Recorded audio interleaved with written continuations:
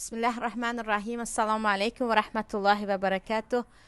عزیزان، امروز خواستم همراه شما درباره توی و نکاح شرعی اسلامی چگونه باید باشد یک صحبت داشته باشم. چه خیلی که همگان شاهد هستید و میبینیم امروز گروه هستند که توی امروز روزی توی است، ما جشن ازدواج داریم. امروز دو نفر دارند با هم خانه‌دار میشوند، گویان همه گناه ها را در یک شب انجام میدهند. گناه هایی که شاید تمام عمر توبه کنند هم از آن پاک شده نتوانند. یعنی همین گونه انسان هایی هستند که جشن عروسی هست میگویند و تمام نمود فسق و فساد را، تمام انواع گناه را در یک شب انجام میدهند. چه از مینوشی باشد، چه با راقصه و رقاصه ها رقص کردن باشد در نزد کودکان، چه هزار و یک اسراف دیگر باشد. باز گروه دیگری هم هستند که مایان اهل ایمان هستیم، ما داریم توی سنتی یا توی اسلامی میکنیم میگویند و تماما حتی چیزهایی که در توی حلال است در توی عروسیشان دیده نمی شود و انسان فرق نمی کند که اینجا جشن عروسی هست یا که ماتم است. یعنی یک گروه دیگری هستند که با نام توی اسلامی یا توی شرعی حلال حتی مهمان رو هم صدا نمی کنند، یا بعضیشان هستند که تماما توی کردن نکردن کسی بخبر هست. و باز گروه دیگری هم هستند که به الله و پیامبرش تهمت میزنند که گویا یک زن من خود را بخشیدم گفته باشد، الکی وی زنی کسی می شود، با همین دختر مردم رو، خواهر مردم رو با یک کلمه زنی خود میکنند تا که طلاق دادنشان هم آسان شود. یعنی زینای بر علا را نه در اسلام همین گونه نکاح هست گویان بعضی ها از این استفاده میکنند، چه خیلی گفتم تهمت میزنند به الله و پیامبرش که گویا همین گونه نکاح وجود داشته باشد. برای همین این سه طایفه انسان ها را الان میبینیم. چه خیلی گفتم یک طایفه که کل گناه را در شب عروسیشان میکنند، یک طایفه که عموما توی در اسلام هست اما با شرط و شروط خودش هست، اینها رو نادیده گرفته مثل ماتم توی میگذرانند، و یک گروه هم زینای بر علا را توی یا گفتیم نکاح میدانند یا نکاح میشمارند. بیایید برای همین ببینیم که توی در اسلام چگونه باید باشد و پیامبر الله صلی الله علیه و سلم چگونه ازدواج کرده بودند و دخترشون چه خیلی ازدواج کرده بود، صحابه ها چه خیلی ازدواج کرده بودند. عموما شریعت به توی چگونه نگاه میکند. پیش از همه عزیزان، جشن عروسی دیگر جشن ماتم نیست. یعنی توی باید تویانه گذراد، اما نه به معنای آن که تو تمام گناه ها را در آن شب بکنی. امروز میبینید با فضل این یوتیوب تمامی توی ها رو هم به یوتیوب الان میگذارند. راستی من شخصا همچون یک مهاجر دور از وطن به فرزندان خود توی تاجیکستان را برای نشان دادن بعضا شرم میکنم. وقتی که رقاصه با یک چند مرد میرقصد و اونجا کودکا هستن، نمیتوانم به فرزندم بگویم که در ما انا این گونه جشن عروسی میشود. یعنی یک نظر بکنید به توی هایی که در یوتیوب هست. اما بعضی ها هم چه خیلی که گفتم هستن که عموما گمان میکنن در اسلام توی مثل ماتم میگذرد، در حالی که بیاید نگاه کنیم به پیامبر صلی الله علیه و سلم. چی زنی یکم باشد، دویم باشد، سیوم باشد، فرق ندارد، توی باید تویانه گذرد. مثلا پیامبر صلی الله علیه و سلم در تمام ازدواج هایشان مردم را مهمان کرده بودند و در ما حدیث صحیح هست در ترمذی هست که پیامبر صلی الله علیه و سلم میگویند اعلنوا هذا النکاح، شما این توی را نکاح را اعلان کنید، واضربوا علیه بالدف، و با دایره در توی ها بزنید، یعنی با صدای دایره بگذار توی ها اعلان شود. در صحیح بخاری هم هست، ربیع بنت معوذ بودن خطا نکنم، صحابه زنگ میگویند در روز توی من پیامبر صلی الله علیه و سلم به نزد ما آمدن که دخترک ها دایره میزدند و سرودخوانی میکردند و وقتی یک جمله گفتند که پیامبر غیب را میداند با همین معنا بود، پیامبر گفتن اما همینش را نگوید. یعنی به بقیه کاردار نشدن چون روزی توی بود. و در روزی توی در صحابه ها هم دایره زدن بود، مهمانی بود. و در ما حدیث صحیح هست که پیامبر صلی الله علیه و سلم میگویند با عبدالرحمن ابن عوف میگویند اولیم ولو بشاد، با یک گوسفند باشد هم به مردم دیگر ضیافت توی بده. ولیمه یعنی ضیافت توی بده. و در ما حدیث در مسند امام احمد است، وقتی پیامبر صلی الله علیه و سلم دختر خود فاطمه را رضی الله عنها با حضرت علی کرم الله وجهه خطبهش را میخوانند یا گفتیم فاتحهش را میخوانند، میگویند باید این توی یک ولیمه داشته باشد، یک خوراک و ضیافت داشته باشد که البته صحابه ها با هم یک جای کمک میکنند که حضرت علی برای مردم ضیافت بدهند. و ضیافت دادن توی به شرایط داماد نگاه کرده است. برای همین مثلا پیامبر صلی الله علیه و سلم در بعضی همسران خود ضیافت زیاد دادگی هستند، مثل زینب بنت جحش در بعضی همسران خود کمتر به شرایط خود نگاه کرده. اما و عبدالرحمن که دیگر ثروتمند بودند میگن فقط یک شتر باشد هم به مردم دیگر ضیافت ده. پس عزیزان ضیافت در توی باید باشد، حتی دایره زدن هم باشد. اما معنیش این نیست که زن و مرد آمیخته شوید و با هم رقص کنید.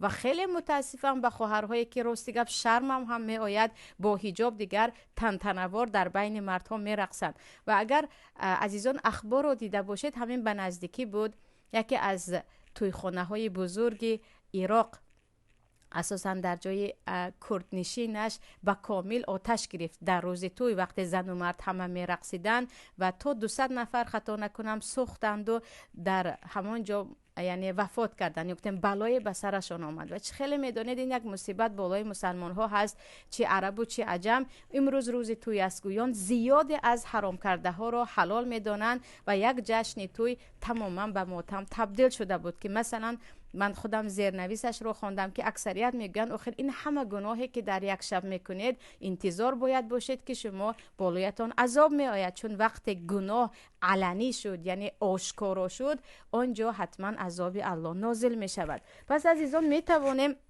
یا گفتیم حتمی هست در توی ها مهمانی کنیم، حتمی است خوراک پزیم. حتی زنها بین خود می توانند دایره زنند یا سرود خوانند. در نزد جمهور علما در مذهب ابو حنیفه رحمت الله علیه هم رقصیدن برای زنها در توی باشد هم مکروه هست اما حرام نیست، یعنی با کراهیت اجازت هست. حتی اگر نوار نباشد و اهل فتنه نباشد دخترک ها می توانند رقص کنند، اما با کامera و با نوار و با ویدیو و زن و مرد یک جا شده رقصیدن و اینها همش حرام کرده ها هست. و ببینید که یکم قدمی خود را برای زندگی آینده یک جوان یعنی داماد و عروس با هزار یک گناه میمونند. پس چی انتظار میشویم از این گونه توی ها که آیا با برکت میشود این پیوست ما وقتی ما در یک شب این همه گناه را انجام میدهیم؟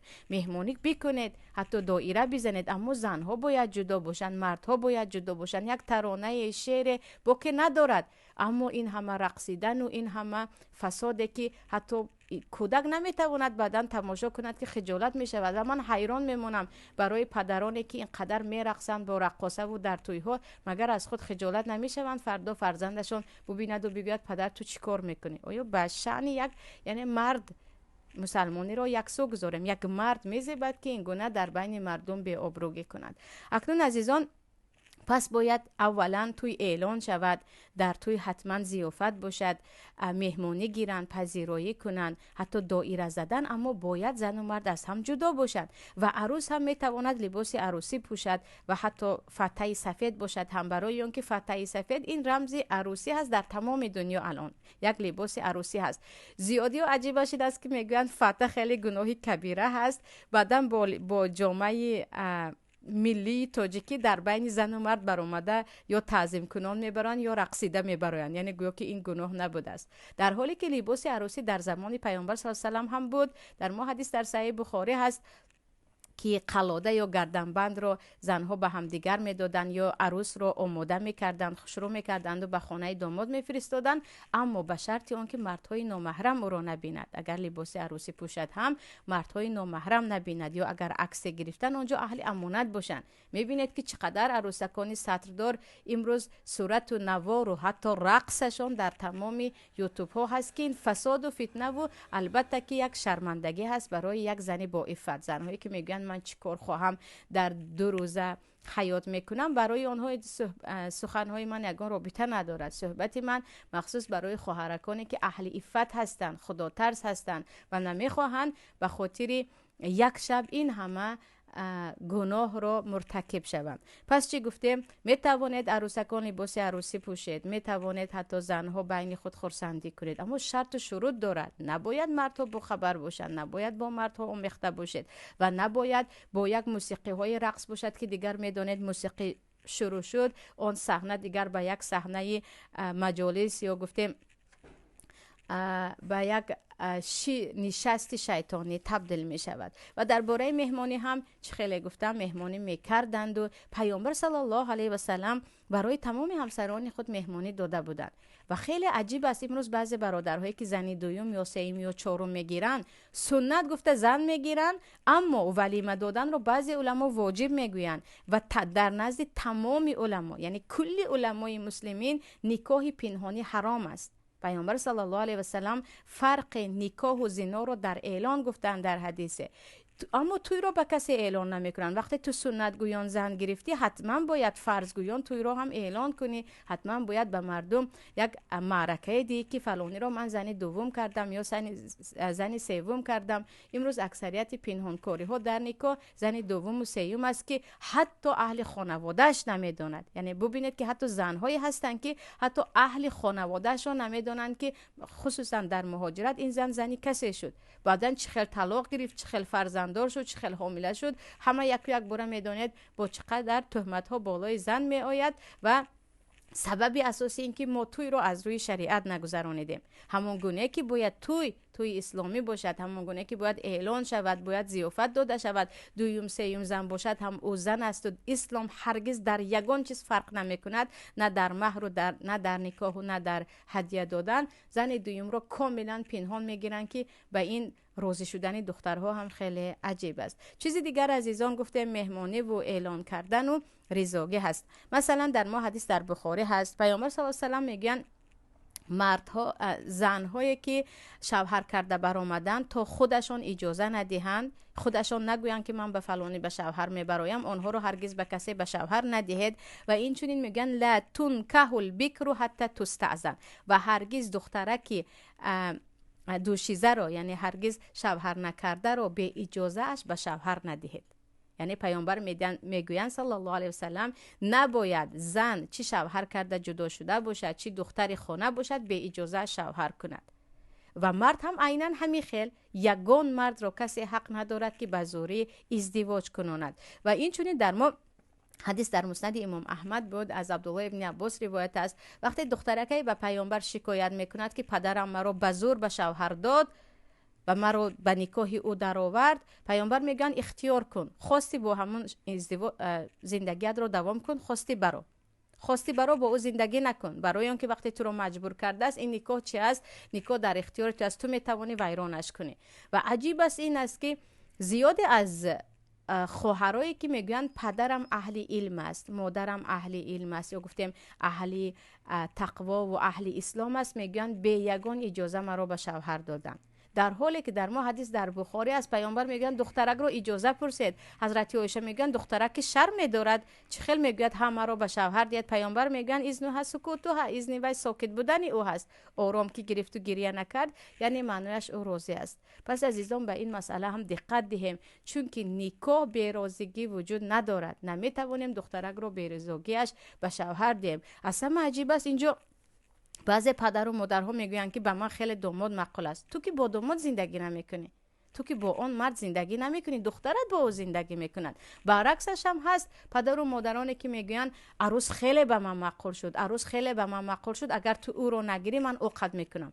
تو با او عروس زندگی میکنی یا پسرت با او زندگی میکند؟ برای خود عروس گرفته ایستاده یا برای پسرت؟ حتما اینجا رضاگی دختر باشد، رضاگی داماد باشد. چیزی دیگر بعضیا میگویند فلانی یعنی به من خیلی معقول است، من دخترش رو کلین میکنم. آخر فلانی که از دخترش فرق میکنه، تو او رو کلین نمیکنی، دخترش رو. و میدونید که نه همیشه فرزند از پای پدر و مادر میرود، نه همیشه فرزند مثل پدر و مادر است، خاراکترهای خود رو دارد. یا گفتیم شرط و شروط های خود را دارد برای زندگیش. برای همین عزیزان این مسئله باز هم باید خیلی وسیع‌تر فهمانده شود، اما مختصر باشد هم میگویم که دختری خود را یا پسری خود را پیش از ازدواج کنانیدن حتما باهاش صحبت کنید، همراهش نشینید که فلانی همین گونه هست، دربارش خودت هم خواهی کفت و کف کن، دربارش این گونه خبر است، با اون میتوانی زندگی بنیاد کنی. امروز اکثریت خانه هایی که یعنی زندگی هایی که عموما مثلا بعد از مدت داماد نمیخواهد عروسش را ببیند، یا دخترک میگوید من هرگز نتوانستم این را دوست بدارم، مثلا همچون شوهر، میبینید که از اول اینها راضی نبودن، اما چند کلان سالها برای آرزوی هوسی خود را برآورده کردن، از فراموش کردن که اینجا کی زنگیر است و کی شوهر کن است، گویا که برای خود داماد انتخاب کردن، برای خود عروس انتخاب کردن، در حالی که دو نفره که زندگی را دوام میدهد تماما از همدیگر راضی نیستند. برای همین این مسئله یعنی مسئله ریزگی در نزد تمام علما از شروط نکاح است. چی دختر باشد چی پسر باشد، علل خصوص دخترها را به ریزگیش شوهر دادن ممکن نیست. دخترک حق دارد توی را ویران کند، دخترک حق دارد چه خیلی که در زمان پیامبر به نزد پیامبر آمد و گفت که پیامبر الله پدرم مرا مجبور کرد میتواند شکایت کند و عموما نکاح را ویران کند. چیز دیگر عزیزان مسئله ولی هست. درباره مهمانی گفتیم، درباره اعلان کردن گفتیم، درباره ریزگی گفتیم. مسئله ولی هست، یعنی ولی که هست ریزگی پدر عروس، ریزگی اگر پدر نداشته باشد برادر عروس، برادر نداشته باشد تقاییش، عمکیش، پدر بزرگش و حتی خویشان دورش یا فرزندش زنی کلان باشد. عزیزان مسئله که یعنی خیلی به این شریعت جدی نگاه میکند. در کتاب نکاح صحیح بخاری هم مخصوص همین باب هست، یعنی نکاح با اجازه ولی، و در اونجا آیت های سوره بقره رو میارن که الله به ولی خطاب میکند. معقل ابن یسار علل خصوص که وقتی که خواهر شما یا زنهایی که خواهرتان است دخترتان است شوهر میکنم، گفت به آنها اجازه دهید، یعنی آنها رو نمانید به حالشان. و این چنین در ما حدیث در ابو داود از پیامبر صلی الله علیه و سلم میگویند ایما امرأة نکحت بغیر اذن ولیها فنکاحها باطل باطل باطل. 3 بار تکرار میکنن. زنی که به اجازه ولیش، پدرش، برادرش، گفتیم دیگر خیش و تبار مردی نه، چون ولی فقط مرد میشود، زن ولی شدن نمیتواند، مادرت ولی تو شدن نمیتواند، حتما مرد باید ولی شود. هیچ خیش و تبار نداره. پیامبر میگن در این وقت امام یعنی سلطان که در ما وجود ندارد، امام مسجد میتواند وقتی همه او را میشناسند ولی باشد. پس اینجا نگاه کنید، پیامبر باطل گفتن نکاح زنی که به اجازه پدرش است و برادرش است. و این مسئله بین علما اتفاقی است. در مذهب ابو حنیفه رحمت الله علیه به همین مسئله اینقدر جدی نگاه نمیکنن، اما در ما حدیث است، در ما آیت قرآن کریم است و خود ابو حنیفه رحمت الله علیه میگن حدیث آمد به قول من زید آمد، شما سخن مرا یکسو گذارید و به حدیث عمل کنید. چون که در آن زمان نه همه حدیث ها جمع شده بود که مثلا ابو حنیفه رحمت الله علیه از تمام حدیث ها با خبر باشند. و میدونید که مرگشان 150 هجری هست و حدیث ها بعد از 150 بعد از سال 200 و 300 اساسا جمع شده بود هجری. اینجا اسلام ولی رو فرض میکند که حتما شرط میکند که در نکاح باشد. برای اینکه نگاه کنید، یک مرد وقتی یک دخترک رو از پدرش میگیرد، با پدرش صحبت کرده میگیرد، با برادرش صحبت کرده میگیرد، و این مرد میفهمد که این دختر بی صاحب نیست، این دختر خویش و تبار دارد، این دختر دفاع کننده دارد، این دختر در پشتش برادرش هست، پدرش هست، تقاییش هست، همکیش هست که این رو حمایت میکنند و هر چیز رو بر او روا نمیبیند. و از طرف دیگر زنهایی هستند که در اختیار خیلی ناقص هستند، یعنی حتما باید ریزگی دختر باشه، ریزگی ولی باشد. اینجا بعضا دخترک هایی هستند که با یک خنده به یک مرد باور میکنن، اما پدر یا برادرشان، چون مردها در این مسئله با عقل زیادتر کار میکنن نه با قلب و با مهر، اونها میگن نه من این رو میشناسم یا از خاراکترش معلوم است این شوهری خوب نیست.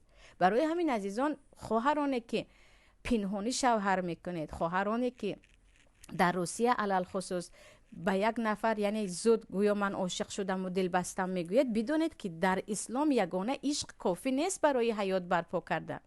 با یک دوست داشته ما زندگی بنا نمیکنیم. ما هزار طرفی اون رو نگاه میکنیم که شاید تو امروز عاشق میشی، فردا اون نفر چه خیلی که امروز به تو عاشق شد به 100 نفر دیگر هم عاشق میشود و به حالت میماند. حتما باید با پدرت مصلحت کنی، حتما باید با برادرت مصلحت کنی. گفتی پدر و برادر من اصلا مرا تقاعد داری، امکی داری، حداقل یگان خیش و تبار دیگری مرد داری، حتما باید یک ولیت وجود داشته باشد. یعنی پیامبر میگن این فاحشه زنهایی هستند که خود را پنهانی به اجازه ولی برده زنی کسی میکنن. یک چند خواهر در این باره با من صحبت کردگی هستند که من یگان خیلی پدرم خبر ندارد، برادرم خبر ندارد. با کدام دلیل شما زنی کس میشوید؟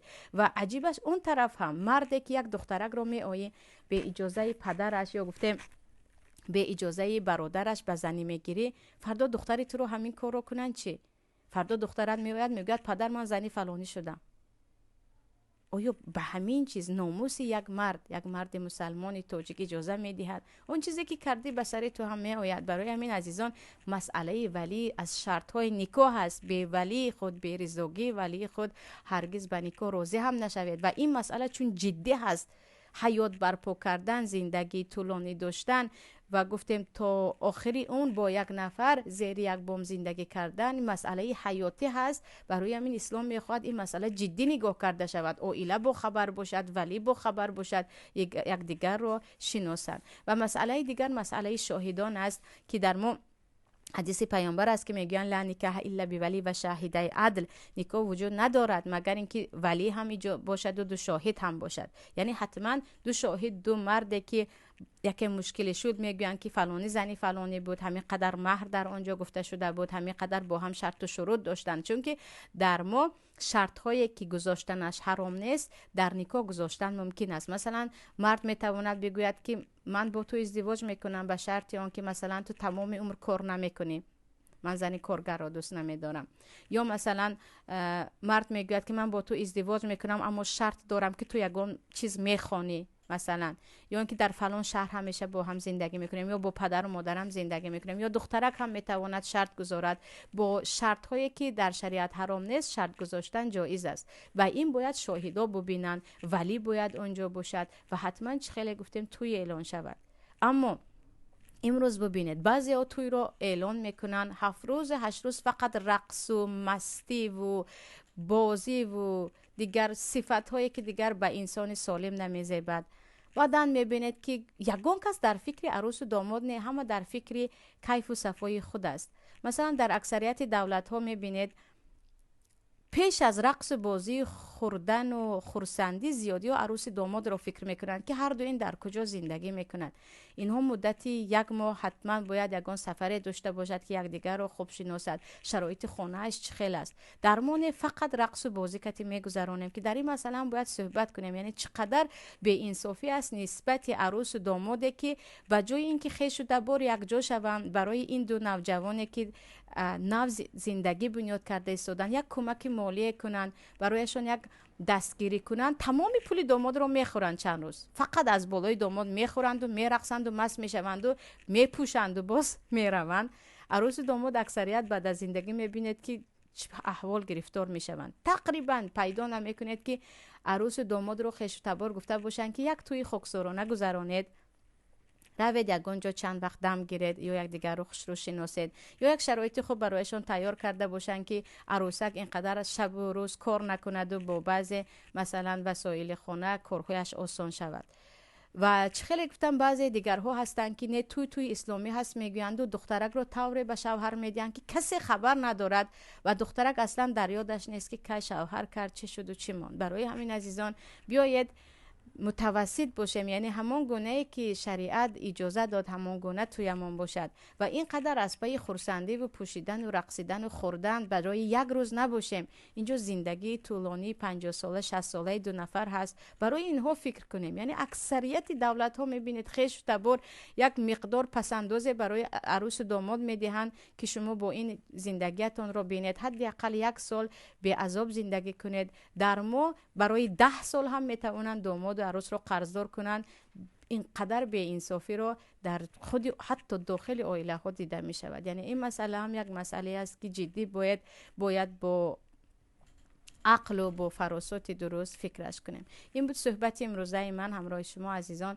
انشالله در موضوعهای دیگر در این باره درباره اختیار همسر صحبت میکنیم، درباره مسائلی که به خویش و تبار زن و شوهر است، درباره احترام زن، احترام شوهر صحبت میکنیم.